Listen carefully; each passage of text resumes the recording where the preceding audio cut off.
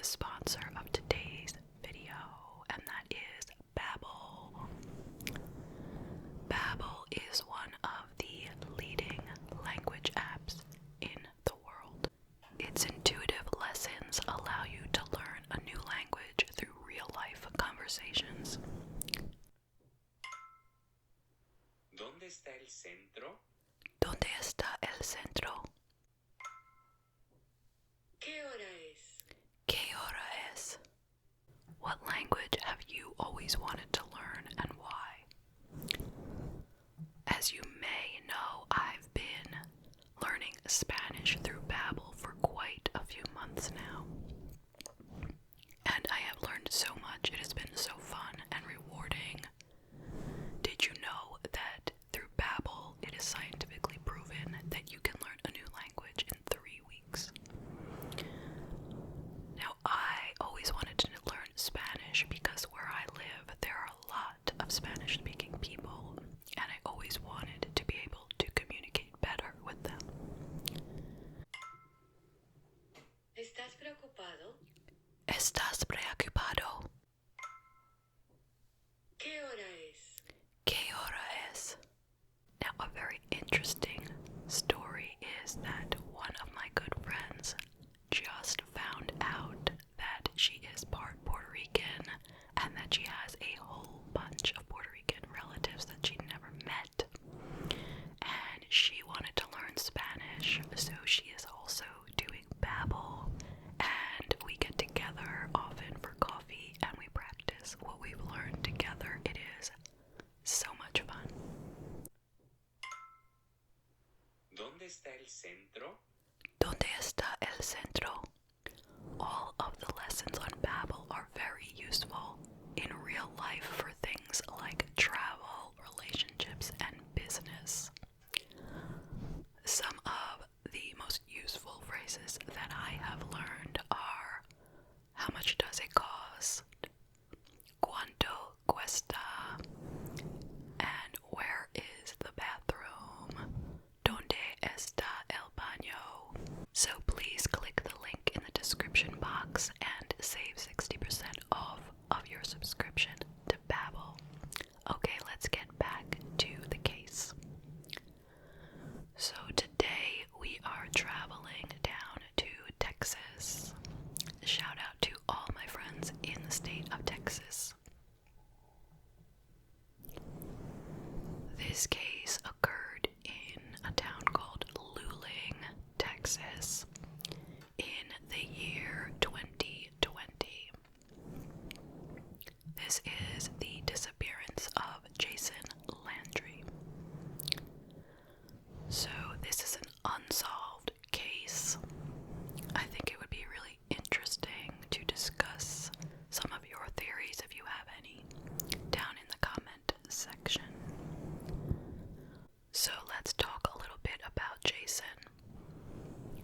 He was born on July 29th, 1999, and he grew up in Missouri City, Texas.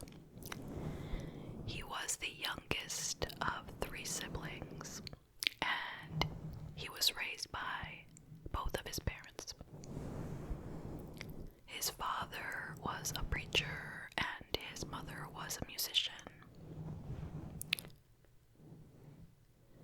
He was outgoing, adventurous, and optimistic. He loved the outdoors, and he was a musician himself as well as an artist. Now, in the fall of 2020, he started his first semester in college, and he attended Texas State University in St. Marcos. At that time, most of the classes were being held online rather than in person due to COVID. So Jason spent his first semester at this brand new school in his dorm room taking online classes. And it was said that he began getting into drugs, it seemed like mainly marijuana. I didn't hear the mention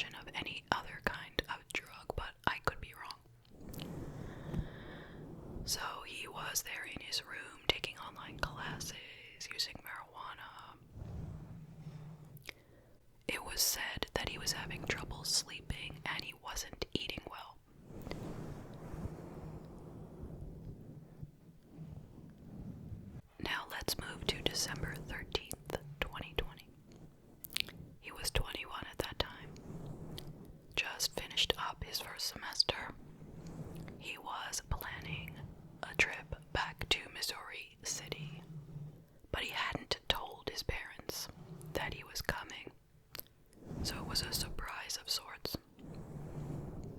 But he was actually planning on going directly to a friend's house, so he wasn't planning on going straight to his parents. Now, it was about 10:55 p.m. when he headed out the door of his dorm to hit the road. He had only made this trip 2 times before, once so that he could vote, and then another time for Thanksgiving. So, I guess you could say maybe he didn't know the route perfectly. So he put on Waze, the app that gives you the directions on how to get wherever you're going. So he put that on and he started traveling. Now this trip should take 3 hours. So he should have arrived at his location around 2 a.m. the next morning. So the trip started out very normally. He was going the correct way, and all was well. And at 11:24, he entered the city of Luling, which is said to be kind of a dangerous area with lots of drug dealing going on. And when he entered that town, for some reason, he shut off Waze, and he put on Snapchat. Now, I don't know what Snapchat has to do with it, really. Was he using that for directions? I don't know that that's the use for Snapchat at all. I don't really. If you know what it means to say that he turned off Waze and put on Snapchat, let me know. But anyway, so he put on Snapchat, and so that is how he was able to be continued to be tracked. When he got to a certain intersection in Luling, he should have made a right, but instead he went straight. And a short way down that street, it turned into a gravel road called Salt Flat Road, and somehow he managed to spin off the road there and hit a tree.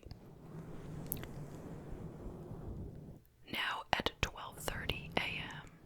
on December 14th, a volunteer fireman was out and noticed this car. So he called the police, who came down to check it out, and they found Jason's car. The key was in the ignition. The headlights were on. It had collided with a tree and a fence. The back window was blown out, and there was damage to the back of the car, but they claim that there were no other vehicles involved in this crash, that all of the damage was due to his impact with the tree and the fence, and he was nowhere to be found. But his clothing and backpack was strewn along the road leading away from the car, as if he had stripped everything off as he ran away. Now, it was 30 degrees out that night. Very, very cold and dark. And they found in the road his shorts, his underwear, his socks, t-shirt, sandals. Inside of his backpack was a dead betta fish. It was his fish that he was clearly bringing home with him alive, but it had died, sadly. And there was like a little CVS bottle, prescription bottle that had several marijuana cigarettes inside of it. So, what do you think the policeman did? Well, he didn't take any pictures. The only images photos that we got were from his body cam. He did not take the property off the road. He simply left the scene. I mean, he looked a little bit, he didn't find Jason. He left the scene, and then, they had the car towed, and they contacted Jason's parents at around 2 a.m. and told them what had been found. And they said they had Jason's car, which was his father's car, actually. And they don't know where Jason could possibly be. So his mother stayed at home in hopes that he would arrive safely any moment. And his father headed out to Luling to check out the car and the scene. So he goes to the car, and he's the one who found his son's cell phone in the car, not the police. It was kind of in between the seats, like it had either fallen from the impact or it had been put there. Nobody knows. So he found the phone, turned it over to the police to examine it, and then he himself, all by himself, went over to the crash site. And he took pictures of everything. He took pictures of the skid marks and the property on the road, which he couldn't believe was still there. He collected it, and those were the clothes that Jason had been wearing that day. It wasn't just that his laundry had spilled on the road. That was what he was wearing. So clearly, he had taken off his clothes in 30 degrees and disappeared into thin air. His father searched and searched and searched, but he could not find his son either. Several hours later, the police began to search. And, they searched it all. They searched acres and acres of land, and they drained a pond, and they did it all at that point. They were saying it was difficult to search. Since he didn't have clothing on, there were no colors that could be picked up by, like, a drone. The theory that the police had was that Jason had made a turn and started skidding a bit and overcorrected and then wound up, losing control of the car, and that's when it hit the tree and the fence. And they believe that he had been using drugs. He was high on drugs at the time. He got out of the car, threw off all his clothes because he was on drugs, ran into the woods, died from exposure, and was eaten by wild hogs. The reason they said wild hogs was because this area was known for having tons of wild hogs, which they said are opportunistic. They'll eat anything they find, but they wouldn't be likely to have killed him. Just that if he had died, they would eat him, and that's why he wasn't found. So that was the theory that the police had. But there were lots of people who had other theories. Like, perhaps foul play was involved. What happened at that intersection? Why didn't he turn left when he should have? Maybe something happened there. Maybe somebody, carjacked him at that point. They said carjacked, but no one took the car, so carjacking to me means stealing your car.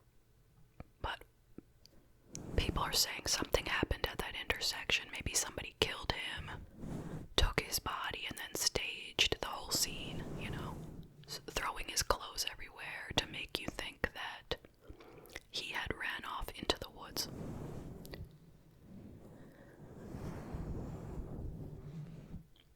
And everyone wants to know, why didn't the police search harder at the actual moment when they found the car. Because wouldn't you think that the sooner they checked, the better chance they would have had for finding him before he had gotten very far? Why did that policeman just go, leave and leave all the stuff there? How does that make sense? It was said that maybe when he found the drugs, he just assumed it was another drug addict who had crashed his car and just, ran away. Didn't make that much of it, really. More information came out, which shed a little more light on the situation. According to the captain of the sheriff's office, between December 8th and 13th, the 13th was the day that he took this trip. Between the 8th and the 13th, quote, Jason is Googling how long can you live in the woods without food and how long can you go in the wilderness. He's looking up some spiritual enlightenment practices. He's looking up different strains of marijuana and how to combine those.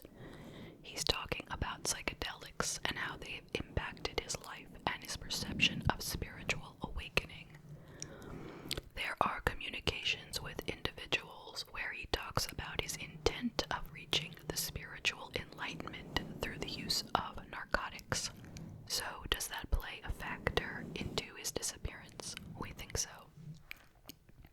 Now, the communications that he's referring to is very shocking to me. When I came across this piece, I was like, wow, I hadn't heard this before. I don't know.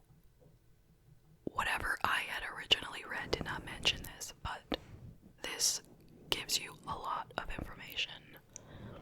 Right before he left, Jason had been talking through FaceTime with a friend who remains anonymous. And the friend recorded the whole thing, screen recorded it.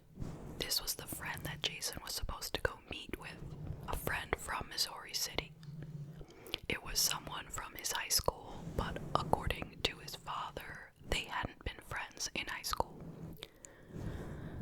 So, anyway, he's on FaceTime, and there's no sound, it's only video of it. And they actually hired lip readers. The police hired professional lip readers who could not make heads or tails of what he was saying. So, it's about 38 minutes long, and during that time you could see him rolling marijuana joints, and he seems in good spirits. He's smiling throughout the whole thing, seems like, having a happy conversation with this guy who he is headed out to meet with that evening. So, according to this sheriff, quote, all signs point to us that Landry is under the influence, and we know that he's going to get in the car and try to navigate his way to Missouri City, where his parents are not expecting him. He was not due home. He was going to hang out with his buddies, play video games, and get high. So what he said of the conversation on FaceTime, quote,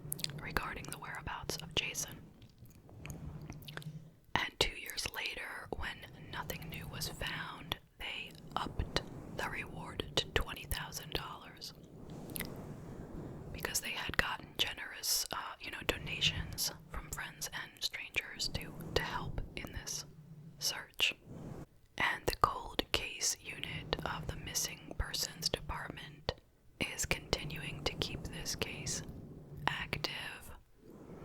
Although Jason's father wishes that it was being treated like a possible murder case rather than a disappearance, because that would change the way it is handled. And Jason's father, who has been interviewed recently and seems like a very, very, very sweet man, from what I could see, he was forgiving of the police officer who didn't do a thorough search. He talked about him saying that I'm sure that man regrets it. It was probably the worst night of his life in retrospect, that kind of thing. He spoke very kindly about that man. But anyway, he is not satisfied with what has been found so far, which is nothing.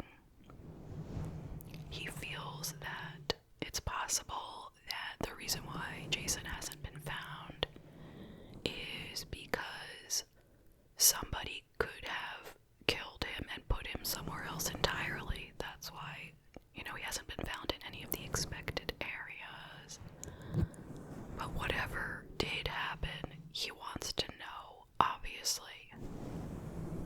It must be extremely difficult, really, I'd say impossible, to go to sleep every night as a parent not knowing where your child is and what happened to them. So, that is the case. What do you think? I'll tell you some of my thoughts. Of course, it goes without saying, my heart goes out to Jason for whatever happened to him. I truly, truly hope that someday he is found alive. That would be amazing. Or if not that, it would be good to find him. Just to find out what became of him, even if he's not found alive. And my heart goes out to his family and friends. So what do I think happened? Do I know? Obviously I don't know, but do I have a really good idea? No, not really. I mean, one thing I want to say is when I saw what the car looks like, I don't understand why the back is so beaten up if he only hit a tree in the front of the vehicle. But I assume that there's some kind of explanation. It wouldn't make sense for the police to say there was no collision with another car if a car had hit him from the back.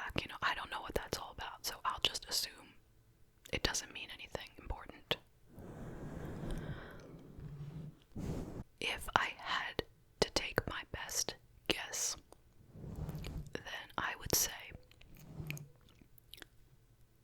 he was using drugs. Possibly something in addition to the marijuana, although nothing else was found in his belongings, and the marijuana that they found in the CVS bottle was just straight marijuana, nothing else in it.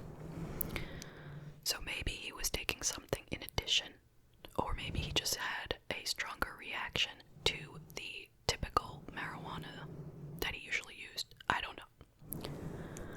But I'm thinking, why did he turn off the Waze when he did? He entered Luling and he shut his Waze off. Why? Why did he do that? Was he paranoid? Was he confused? What? It was something to do with him being high, I assume. And then at that intersection, maybe he just got confused, and then when he got on the gravel road, he just wasn't seeing straight, and he just skidded off the road and hit a tree. And then whatever was going on with the drugs, maybe he was hallucinating, or was having delusions or something. He was paranoid. He wanted to get away from the car. He wanted to get away from somebody who might be after him, maybe. Kind of is reminding me a little bit of that case of, what was that guy's name? Do you remember the case of that guy who ran away from the airport? I'm getting vibes of that right now. Lars Mittank. I did that case as well. But anyway, so possibly ran away from the car in a delusional state, peeling off his clothes because he was so hot. Remember, he was sweating. And then he hid in the forest and, like the policeman said, died of exposure. I don't know, it doesn't make sense what I'm saying either, quite honestly. Because why wouldn't someone have found him within the next few hours? I would think that even wild hogs can't eat a man that quickly. I don't really know though, so I don't know. You know what? I can't even tell you what I think happened. I'm just so